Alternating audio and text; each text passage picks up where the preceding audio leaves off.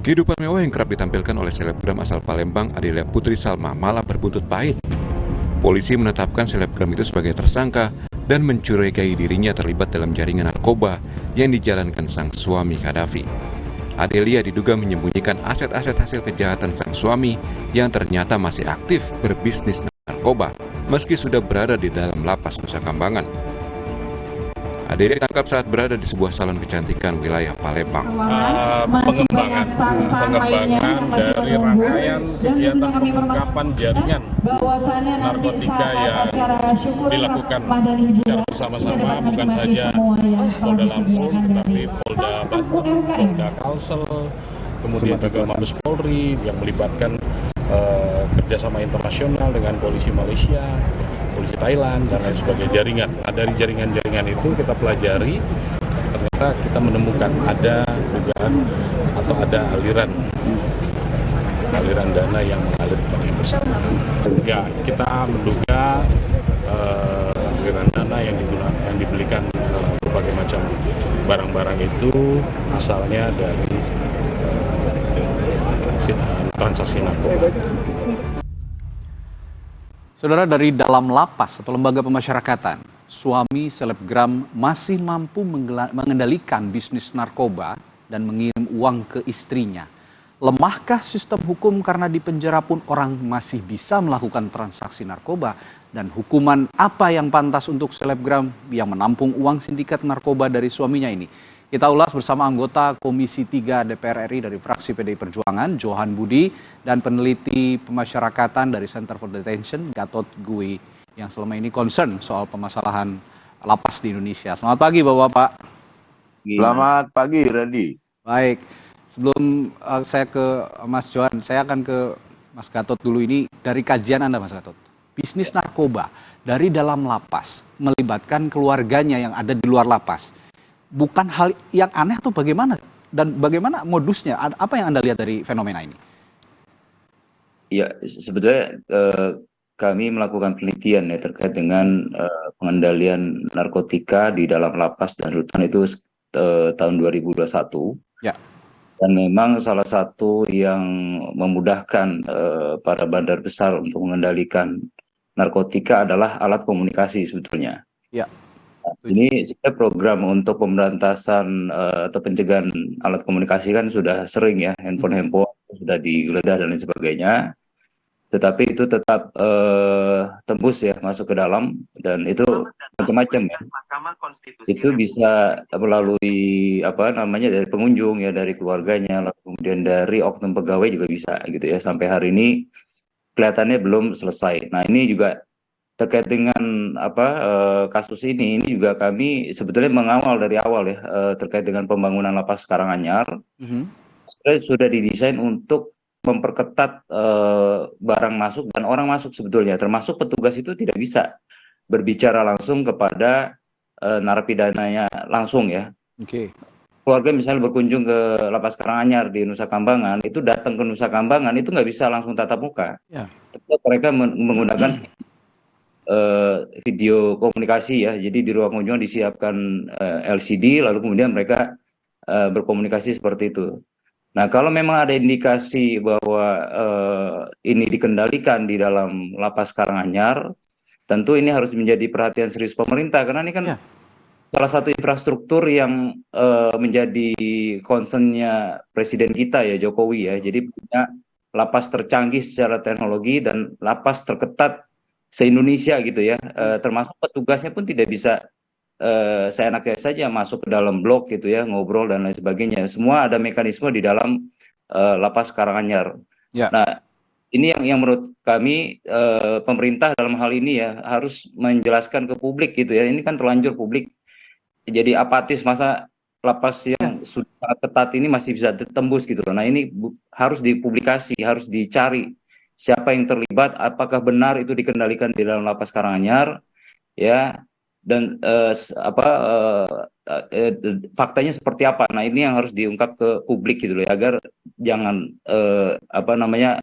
biaya rakyat gitu, dari rakyat itu sudah dikeluarkan kemudian tidak bisa digunakan sebaik-baiknya oleh pemerintah gitu loh. Ya, yang bisa menjawab ini sebetulnya pemerintah seperti yang berkali-kali disinggung oleh Mas Gatot tadi, yakni Direktorat Jenderal Pemasyarakatan dari Kementerian Hukum dan HAM. Dan kami juga sudah berupaya untuk menghubungi pihak dari Ditjenpas untuk mengonfirmasi hal ini, namun hingga saat ini, hingga dialog kita disiarkan pagi hari ini, belum ada yang merespons begitu. Nah, sebenarnya ini yang bisa menjawab adalah Ditjenpas. Tapi saya akan ke Mas Johan Budi sebagai mitra kerja di Komisi 3 DPR RI, Mas Johan.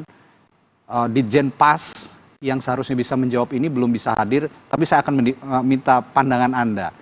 Bagaimana pengawasannya sejauh ini? Berkali-kali bobol. Memang sudah bukan yang pertama kali memang ada pengendalian bisnis narkotika di dalam lapas. Tapi yang nyatanya sudah diperketat oleh pemerintah dan Presiden Jokowi juga sudah berkomitmen akan memperbaiki sistem yang berada di dalam lapas, terjadi lagi sekarang.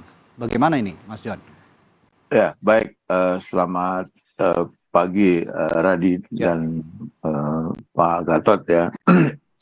Jadi gini, kejadian ini tadi seperti yang Anda sampaikan sudah berulang. Jadi sebelumnya pernah terjadi. Jadi ada 3 penyebab menurut saya ya.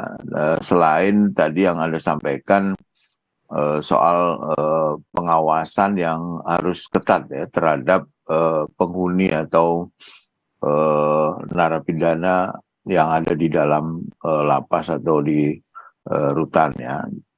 Yang pertama adalah ini berkaitan dengan manusianya. Manusianya itu siapa yang dimaksud adalah petugasnya ya. Jadi seketat apapun kalau petugas pengawasan seketat apapun kalau petugasnya itu masih bisa, ini pasti ada indikasi ya. Saya tidak tahu hasil penyelidikan seperti apa. Pasti ada indikasi adanya kerjasama dengan oknum yang ada di sana ya, karena saya dulu sering ya kalau kunjungan kerja kemudian juga berkunjung ke mitra Komisi 3, saya selalu menyempatkan kepada mendatangi rutan atau lapas di kabupaten atau di kota di mana saya berkunjung atau di Kanwil atau di provinsi ya. Itu sebenarnya sangat ketat ya pengawasan yang sudah dilakukan oleh pihak lapas ya terhadap itu tadi warga binaan maupun juga napi-napi yang ada di situ. Jadi kembali lagi kepada orangnya, sepanjang orang itu penjaganya itu bisa diajak quote unquote kong kali kong, maka proses itu akan terjadi juga. Yang kedua, over kapasitas ya. Okay. Dan ini hampir terjadi di lapas atau di rutan. Itu adalah kasus-kasus yang berkaitan dengan narkoba, baik itu bandar maupun pengguna atau pengedar ya. Itu bahkan ada lapas atau rutan yang 70% penghuninya itu ada di satu kabupaten, lupa saya. Itu 70% penghuninya adalah narkoba, kasus-kasus narkoba. Sehingga proses yang seharusnya masuk itu sebagai proses pemulihan atau sebagai proses bukan rehabilitasi ya, proses agar efek jera yang dilakukan untuk kasus-kasus narkoba ini itu menjadi kontradiktif dengan tujuan orang itu ditahan gitu ya. Jadi di proses di dalam itu yang karena over capacity itulah yang kemudian bisa hal-hal seperti ini bisa terjadi.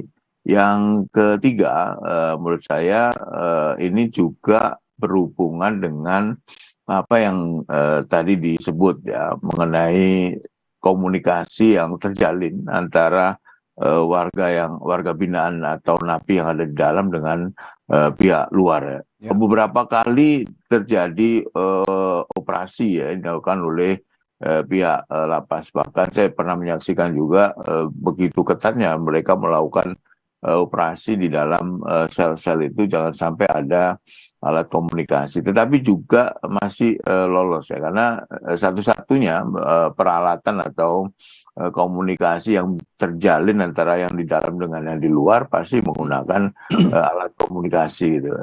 Ini yaitu tadi sebenarnya saling terkait ya, tiga kondisi tadi saling terkait ya. Belum lagi soal law enforcement ya yang harus lebih tegas gitu. Kira-kira gambarannya seperti itu. Baik, Mas Johan, oke lah ya kita menjumpai hal-hal ini bukan sekali begitu. Bahkan mungkin di negara maju pun, di luar negeri pun bisa saja hal ini terjadi. Tapi ini harus diperbaiki, tidak bisa didiamkan.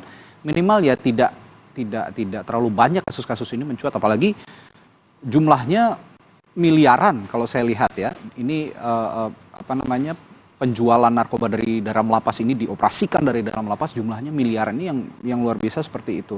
Nah, apakah money talks ini akan tetap terjadi dan bagaimana seharusnya menurut Mas Johan yang ideal untuk memberantas hal-hal seperti ini? Ya, kalau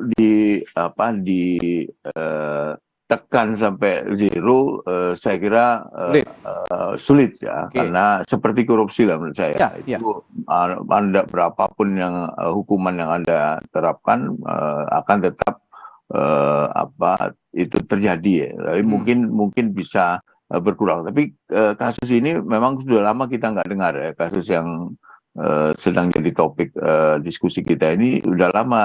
Saya belum pernah mendengar ada bandar yang kemudian bisa berhubungan atau mengoperasikan atau memperjualbelikan narkoba di dalam lapas. Tapi tetap saja terjadi juga. Ini tadi sepanjang karena saling terkait tadi, sepanjang manusianya yang menjaga ya. Saya yakin pasti ada satu atau dua oknum ya yang kemudian memungkinkan si bandar ini quote-unquote bisa berhubungan atau mengoperasikan bisnis ini dari di dalam lapas. Gitu. Baik, money talks atau uang berbicara. Nah, Mas Gatot, tadi catatan dari Mas Johan adalah manusianya, petugas, oknum masih tetap ada di lingkungan lapas. Lalu over capacity juga jadi penyebab jadi sulit begitu untuk mengawasi masing-masing narapidana karena terlalu banyak yang harus diawasi. Lalu komunikasi narapidana dengan pihak luar juga masih bisa dilakukan. Jadi untuk memutus mata rantainya, jika ada fenomena seperti ini, bagaimana Mas Gatot? Ya, kalau saya kembali lagi ya ke fungsi dari lapas Karanganyar yang dikategorikan super maksimum ya. Nah, ini sebenarnya sebagai salah satu solusinya untuk mencegah bandar-bandar itu atau narapidana high risk itu mengulangi perbuatannya gitu ya. Ini salah satu solusinya. Maka sebetulnya saya dan teman-teman itu concern ke fakta-fakta sebenarnya gitu ya. Apakah betul itu dikendalikan dari dalam lapas Karanganyar? Karena tadi di dalam itu sebetulnya sangat super ketat dan tidak ada sinyal sama sekali. Ya, kalau itu terjadi komunikasi antara si bandar dengan keluarganya, maka harus dicari tahu proses komunikasinya seperti apa gitu loh. Apakah ada misalnya sandi-sandi yang disampaikan dari narapidana ke keluarganya? Apakah selama kunjungan itu diawasi? Nah, ini fakta-fakta ini harus diungkap kapan sebetulnya transaksi itu dilakukan di lapas Karanganyar. Karena apa? Ini adalah lapas tercanggih di Indonesia, terlengkap ya, dan terketat gitu loh. Satu orang satu kamar di sana. Jadi tidak memungkinkan orang bisa berkomunikasi dengan narapidana lain atau dengan petugas. Nah, ini yang kami minta ke pemerintah dalam hal ini ya, dari Dijenpas termasuk Polda Lampung itu mengungkap ya fakta sebetulnya seperti apa. Jangan sampai lapas yang sudah punya reputasi dunia itu malah rusak gara-gara informasi yang belum clear gitu loh. Nah, taruhlah memang benar misalnya terjadi ya ada pengendalian di situ, maka itu harus diungkap juga prosesnya seperti apa gitu ya, sehingga oknum yang ada di dalam itu bisa segera dikenakan sanksi ya, atau tidak dipekerjakan lagi di dalam lapas Karanganyar. Itu semua harus diungkap. Karena apa? Lapas Karanganyar ini sudah terkenal, sudah mendunia gitu loh, sudah pernah disampaikan di PBB ya terkait keberhasilan pemerintah Indonesia untuk mencegah terjadinya penyebaran paham terorisme di dalam lapas ya, termasuk juga pengendalian narkoba dengan adanya lapas high risk ya, Karanganyar, lapas Batu, dan kemudian lapas Ya. Pasir Putih gitu loh. Nah, ini yang menurut kami harus disampaikan Ya. oleh pemerintah, dalam hal ini di Jenpas, Kumham, Polda, dan Polri. Fakta sebenarnya seperti apa gitu loh, jangan sampai ini malah merusak citra kita gitu loh ya, citra Ini pemerintah. terjadi di lapas Nusa Kambangan yang memang sangat ketat begitu ya, Mas Gatot. Tapi saya tertarik soal ada sandi-sandi khusus yang Anda bilang tadi. Ya. Sandi-sandi khusus artinya ini tidak melibatkan gadget gitu ya, alat komunikasi yang Ya, canggih melibatkan begitu. gadget. Tidak ada handphone, tidak ada Komunikasi. apapun. Tapi ada Ya, sandi-sandi betul. khusus. Nah, Betul. boleh kita tahu sebenarnya sandi-sandi seperti apa sih biasanya yang apa namanya diisyaratkan oleh mereka dan siapa yang terlibat?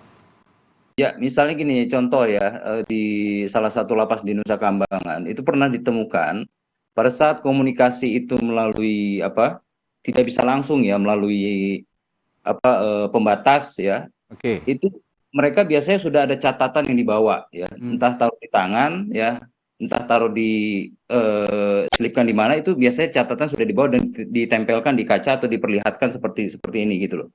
Nah, itu salah satu yang ditemukan oleh petugas sebetulnya. Ya, menyampaikan bahwa ada sesuatu informasi, kalian harus ketemu ini dan lain sebagainya gitu lah. Itu ditemukan sebetulnya oleh petugas. Nah, apakah kunjungan ya di Karanganyar itu juga petugas aware gitu ya, untuk tetap ya melihat Ya. komunikasi antara si narapidana dengan pengunjung. Nah, setahu kami ya, selama kami melaksanakan monitoring di sana, yang namanya narapidana berkunjung atau ketemu dinas pun itu dibatasi dengan kaca. Oke. Ya, dan pasti didampingi oleh petugas di sebelahnya, dan itu didengarkan langsung oleh petugas ya. Dan narapidana yang di dalam yang keluar ya ketemu dengan kunjungan dinas itu pun ditutup matanya gitu loh. Jadi mereka tidak bisa melihat siapa yang berbicara dengan Jadi, mereka. ya, Itu ya, sangat ketat sekali di sana sebetulnya. baik. Nah, ini yang faktanya harus diungkap gitu loh. Jangan sampai ini malah menjatuhkan kredibilitas kita gitu ya, sebagai pemerintah yang sudah berhasil gitu loh. Jadi lagi-lagi ya, ini lagi-lagi harus dijawab oleh pemerintah dalam hal ini di Jenpas. Apa sebenarnya yang dilakukan suami dari selebgram yang mendekam di lapas Nusa Kambangan ini sehingga masih bisa berkomunikasi dengan bebas? Apakah memang menggunakan gadget? Tapi bagaimana kok bisa menggunakan gadget? Karena super ketat dikatakan Mas Gatot tadi. Tapi ada sandi-sandi. Nah, ini juga yang mungkin sulit ya diawasi karena sudah dibatasi begitu alat komunikasi, bahkan tidak boleh sama sekali, tapi mereka akan terus mencari cara untuk bisa berkomunikasi dengan pihak luar. Baik ya, dan terakhir saya ke Mas Johan Budi. Mas Johan Budi, kita ketahuin mitra kerja Anda salah satunya adalah Kemenkumham di Jenpas begitu, dan menterinya juga kolega Anda di partai di PD Perjuangan ya, Pak Yasona Lauli.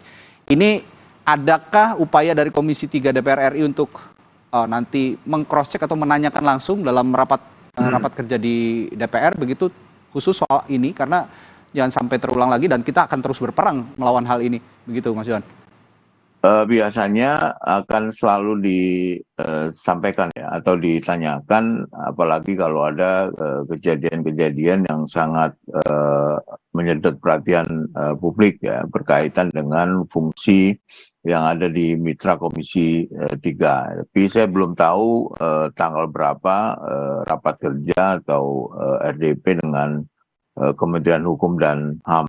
Tapi kalau lihat cerita yang disampaikan oleh Mas Gatot tadi, saya kira satu-satunya peluang yang terjadi adalah itu tadi, ada kerjasama dengan oknum ya. Ini yang harus diberantas. Tapi sekali lagi 5 tahun ya sepanjang saya di DPR, saya sering sekali berkunjung ke, tapi memang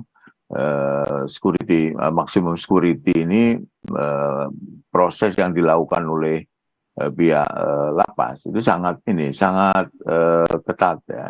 Tapi tetap saja yang menjalankan fungsi itu, yang menjalankan pengawasan itu tetap manusia yang kan nggak mungkin juga Pak Gatot ini duduk di situ 24 jam secara terus-menerus ya.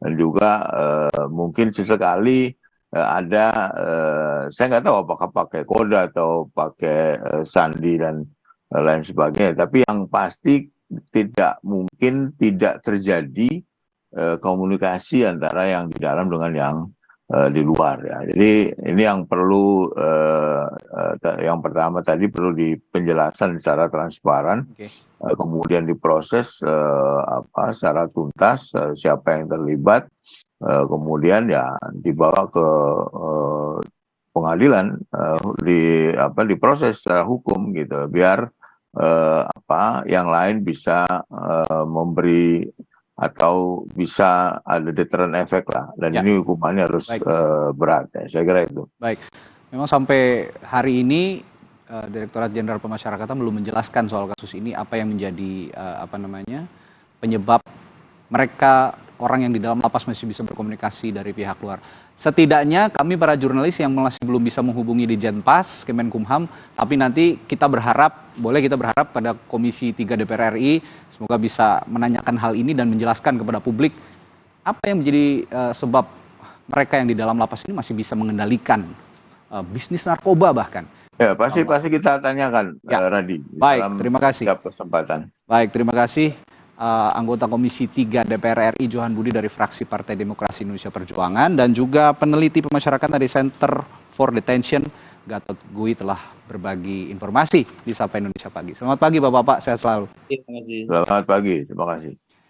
Dan saudara, setelah jeda, rekan saya Adisti Larasati akan memandu dialog soal Partai Demokrat yang merasa dihianati Partai Nasdem, menyusul kabar persetujuan Anies Baswedan menggandeng Ketua Umum Partai Kebangkitan Bangsa Muhaimin Iskandar sebagai bakal calon wakil presidennya. Bagaimana dengan nasib koalisi perubahan? Sapa Indonesia Pagi akan membahasnya sesaat lagi.